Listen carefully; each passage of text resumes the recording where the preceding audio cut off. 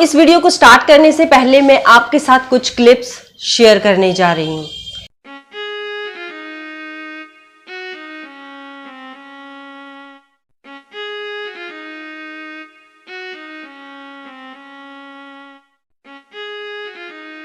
इन clips को देख के आपको आइडिया हो गया होगा कि मैं किस टॉपिक के बारे में आज आपसे बात करूंगी। कि वीडियो में मैं किसी बीमारी के बारे में, किसी एक्सरसाइज, किसी योग के बारे में, कोई होम रेमेडी के बारे में या फिर कोई मैनेजमेंट के बारे में बात नहीं करूंगी। मैं आज बात करूंगी डॉक्टर्स की लाइफ के ऊपर और उस डॉक्टर के केस के बारे में जो लेडी डॉक्टर कोलकाता में 9 अगस्त को एक बहुत बड़े हादसे का शिकार हो गई, जिसमें एक लेडी डॉक्टर जिसका नाम था डॉक्टर मौमिता देवनाथ, जिनका रेप के बाद मर्डर कर दिया गया।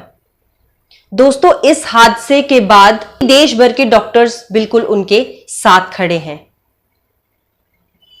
वो एक लेडी डॉक्टर कितनी मेहनत करके एक डॉक्टर की लेवल पे पहुंची, कुछ ही टाइम उनको अपनी जॉब को ज्वाइन किए हुआ था। पिछले 36 घंटों से वो लगातार उस हॉस्पिटल में पेशेंट की केयर कर रही थी, पेशेंट की देखभाल कर रही थी, मतलब अपनी ड्यूटीज को पिछले 36 घंटे से देख रही थी, जो अपने घर भी इतने घंटों तक नहीं गई थी, जिन्होंने रेस्ट भी बिल्कुल नहीं किया था। और 36 घंटों के बाद जब इस लेडी डॉक्टर ने कुछ अपनी बॉडी में फील किया कि उनको थोड़ी रेस्ट करनी चाहिए, तो जो सेमिनार हॉल में रेस्ट करने के लिए जाती हैं, तो कुछ घंटों के बाद उनके साथ ये दर्द भरा हादसा कर दिया जाता है। क्या उस व्यक्ति को, क्या उस पर्सन को बिल्कुल भी उस लेडी डॉक्टर के ऊपर तरस नहीं आया जिसने उनके साथ इतना बड़ा हादसा कर दिया? दोस्तों, क्या हमारे देश में, ऐसे देश में जहां पे लेडीज को, लड़कियों को, औरतों को देवी का दर्जा दिया गया है, पूजा जाता है, और जिस देश की औरतें, जिस देश की बेटियां चांद तक पहुंच गई, एक तरफ वो चांद तक पहुंच गई, बड़े बड़े काम कर रही हैं हर फील्ड में, चाहे वो इंजीनियर है, चाहे वो डॉक्टर्स है, चाहे वो रिक्शा चलाती हैं, चाहे वो पेट्रोल पंप का काम है, चाहे वो किसी बिजनेसमैन का काम है, वो हर फील्ड में आज जेंट्स के साथ बराबर खड़ी हैं। लेकिन वहीं पे दूसरी साइड उनके साथ ऐसे दर्द भरे हादसे कर दिए जाते हैं। तो डॉक्टर्स की लाइफ कितनी ज्यादा बिजी होती है, ये हम और आप बिल्कुल भी आइडिया नहीं लगा सकते। अपने लिए टाइम नहीं निकाल पाते, अपनी फैमिली के लिए, अपने छोटे बच्चों के लिए टाइम नहीं निकाल पाते, लेकिन वो अपना कीमती समय देते हैं ताकि वो पेशेंट का अच्छे तरीके से ट्रीटमेंट कर सकें। आप अक्सर हॉस्पिटल्स में जाते हैं, हॉस्पिटल्स में आपने देखा होगा कि एक लंबी लाइन पेशेंट्स की लगी होती है, जहां पे पैरामेडिकल स्टाफ और डॉक्टर्स पेशेंट की ट्रीटमेंट में लगे होते हैं। हर एक छोटा बच्चे से लेके बुजुर्ग तक कोई भी पेशेंट हो, वो सिर्फ पैरामेडिकल स्टाफ के ऊपर और उस डॉक्टर्स के ऊपर निर्भर करते हैं, डिपेंड है कि वो उनको सही तरीके से उनकी बीमारी से छुड़ा लेंगे, उनकी बीमारी से ट्रीट कर देंगे। जब आप किसी हॉस्पिटल में जाते हैं तो अक्सर आपने देखा होगा कि जब आपको किसी ट्रीटमेंट की जरूरत है तो हर एक डॉक्टर जिससे भी आप ट्रीटमेंट ले रहे हैं वो अच्छे तरीके से आपसे बात करते हैं। कई पर्सन्स ऐसे भी होते हैं कि उस डॉक्टर्स के साथ लड़ाई झगड़ा करने लग जाते हैं, तो वो डॉक्टर्स मतलब कि पेशेंट्स की बातें भी सुनते हैं, कड़वी बातें भी कई बार उनको सामना करना पड़ता है।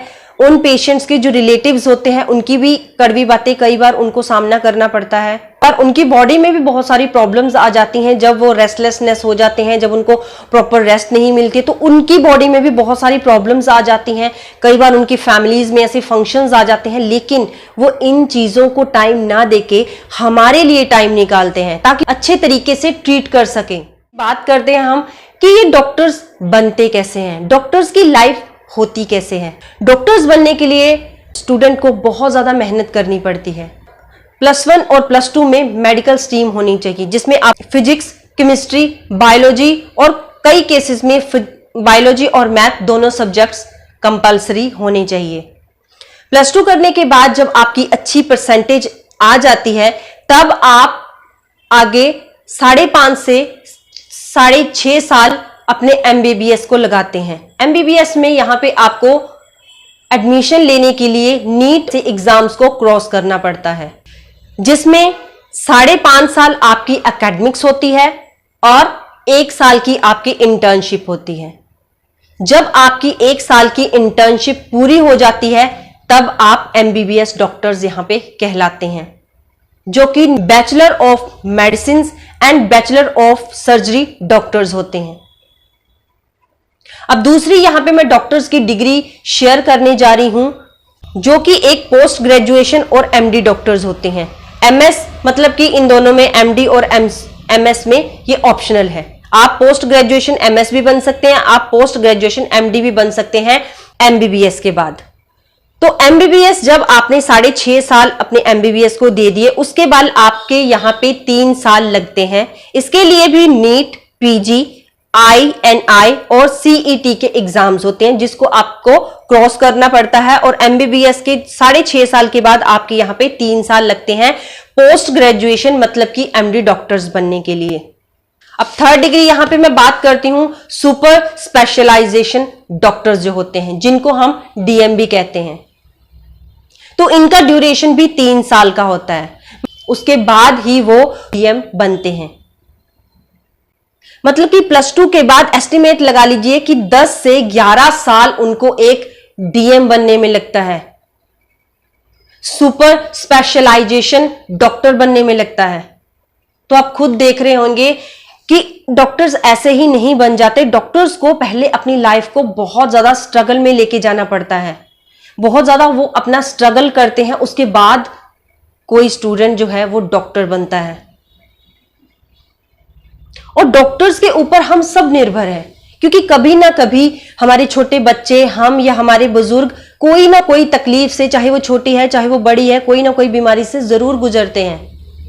क्योंकि जैसे कहा जाता है कि दुख सुख हमारे शरीर के अंदर, हमारी लाइफ के अंदर आते ही हैं।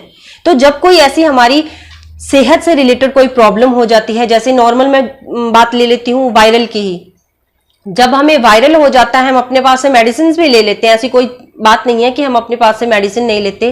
फीवर हो जाता है तो हम फीवर की मेडिसिन ले लेते हैं, सिर दर्द हो जाता है सिर दर्द की मेडिसिन ले लेते हैं।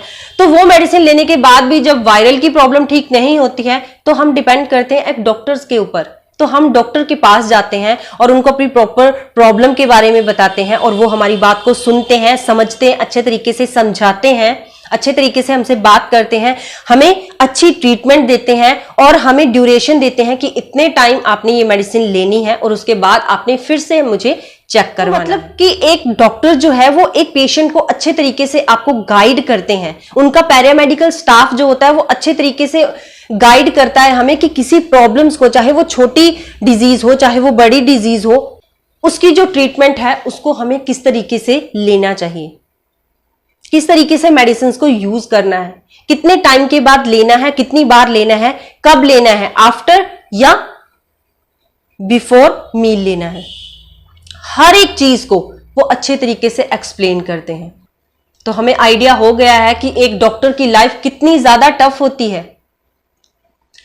छोटी सी एग्जांपल मैं आपके साथ यहां पे शेयर करूंगी। मैं एक गायनाकोलॉजिस्ट डॉक्टर को जानती हूं जो नेचर की बहुत अच्छी हैं, और वो डॉक्टर इतनी ज्यादा बिजी रहती हैं अपनी ये डॉक्टरी लाइफ में कि उनको अपनी पर्सनल लाइफ के लिए बिल्कुल टाइम नहीं मिलता है।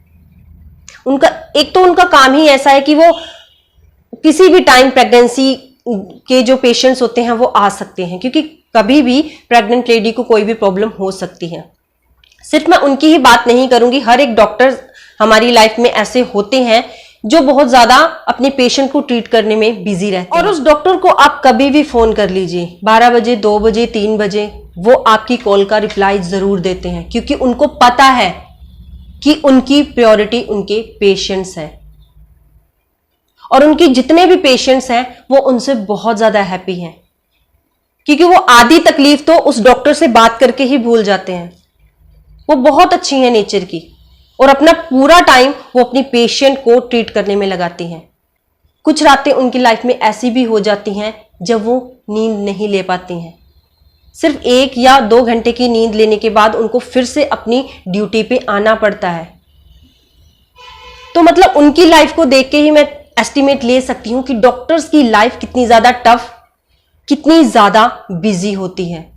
वो अपने पर्सनल कामों के लिए, अपनी फैमिली के लिए टाइम ना निकाल के वो पेशेंट्स के लिए टाइम निकालते हैं। इसलिए हम सबको डॉक्टर्स की रिस्पेक्ट करनी चाहिए। वीडियो के एंड में मैं आपसे यही कहूंगी कि हमें सिर्फ डॉक्टर्स की ही नहीं बल्कि हर उस पैरामेडिकल स्टाफ मेंबर की और हर उस लेडी की रिस्पेक्ट करनी चाहिए जो आपकी लाइफ से जुड़ी है, चाहे वो आपकी माँ है, चाहे वो आपकी सिस्टर है, चाहे वो छोटी बहन है, चाहे वो टीचर है या फिर कोई डॉक्टर है। और ऐसे पर्संस को जरूर सजा मिलनी चाहिए जो कि किसी भी लेडी के साथ, चाहे वो कोई लेडी डॉक्टर है, चाहे वो कोई छोटी बच्चियां हैं, जो उनके साथ ऐसी घिनौनी हरकत करते हैं। तो चलिए मिलते हैं नई वीडियो में नई इंफॉर्मेशन के साथ। तब तक के लिए goodbye, have a nice day. मेरा मेन मोटिव आपकी अच्छी health. Thank you very much.